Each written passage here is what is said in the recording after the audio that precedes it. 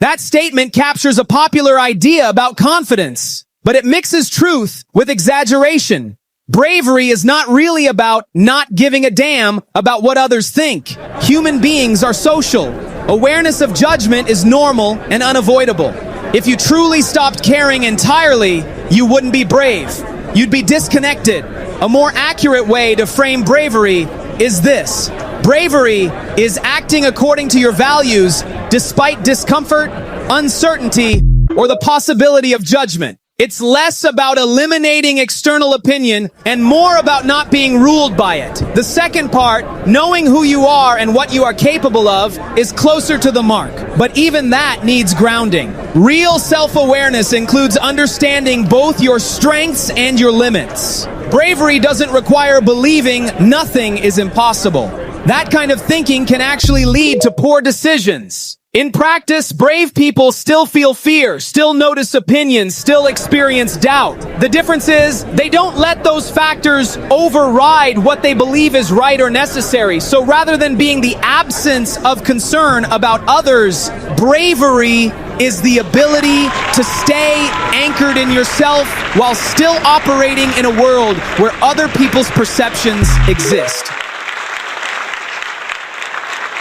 That statement is a sweeping generalization, and it doesn't really hold up in reality. The one thing only women understand is other women. It assumes that understanding is locked inside gender groups, but human experience doesn't work that neatly. People, regardless of gender, can understand each other through shared experiences like emotions, relationships, stress, ambition, insecurity, humor, and conflict. A man can understand a woman's frustration just as a woman can understand a man's perspective because the core mechanisms are human, not gender exclusive. What is true is something more nuanced. Sometimes people who share similar lived experiences can relate to each other more quickly or intuitively in certain situations. That's not exclusive to women or men. It happens across all kinds of shared identities and backgrounds. But saying only women understand women ignores the broader reality that understanding is built through empathy, communication, and emotional intelligence, not biology alone. If anything, the stronger insight is this. People often feel most understood by those who have experienced something similar, but real understanding is still possible across differences when there is effort to listen and interpret beyond assumptions. Reducing understanding to gender limits the idea of connection more than it explains it. That quote sounds clean and empowering, and in many ways it is, but it's often misunderstood. Be who you are, because those who mind don't matter, and those who matter don't mind. The core idea is about authenticity. Don't reshape your entire identity just to win approval from people who don't have your best interest at heart. That part is solid. But in real life, it's not always that binary. Not everyone who minds is irrelevant, and not everyone who matters will automatically accept everything about you without question. Human relationships are more layered than that. Sometimes people who genuinely care about you will still challenge you, correct you, or disagree with your choices, not because they don't matter, but because they do. And sometimes people who seem indifferent aren't actually unimportant. They're just not in a position to validate your identity. So a more grounded interpretation would be yourself, but stay open to feedback from people who genuinely care about your growth, while not letting shallow criticism from irrelevant sources define you. Authenticity isn't about ignoring all external input. It's about filtering it properly, because the goal isn't to live in a way where nobody minds. The goal is to live in a way where the right voices don't get drowned out by the wrong ones. A wife looks at her husband and asks with that classic curiosity only spouses have, "What do you prefer most about me, my spirit or my natural beauty?" Now the husband freezes for half a second, because this is not a question. This is a trap with emotional lighting. He clears his throat and says, "Your sense of humor." And before he can finish, she interrupts instantly, "Your what?" Now at this point, every married man in history has learned one thing.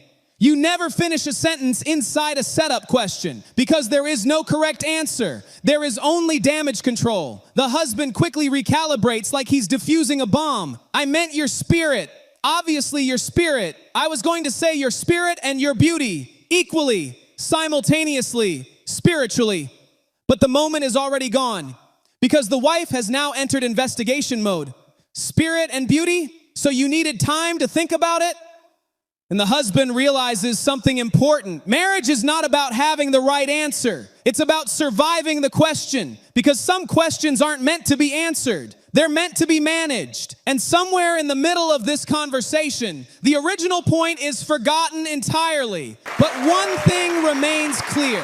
In relationships, timing matters more than truth delivery, because even a correct answer said at the wrong moment becomes evidence.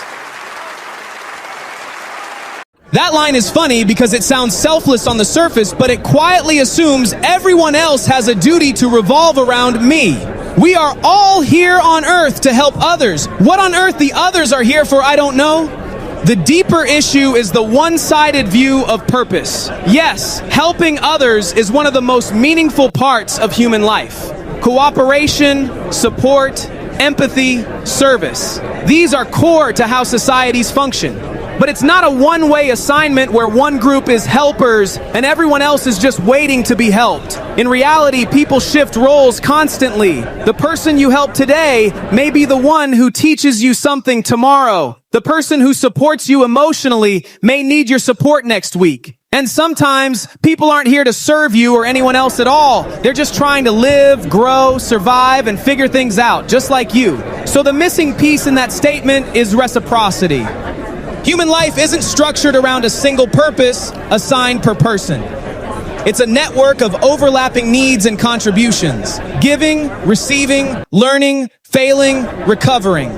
A more grounded way to put it might be, we are all here with the capacity to help each other in different ways at different times, and none of us are exempt from needing help ourselves. Once you see it that way, the question stops being, what are others here for? And becomes, how do we all support each other in different seasons of life?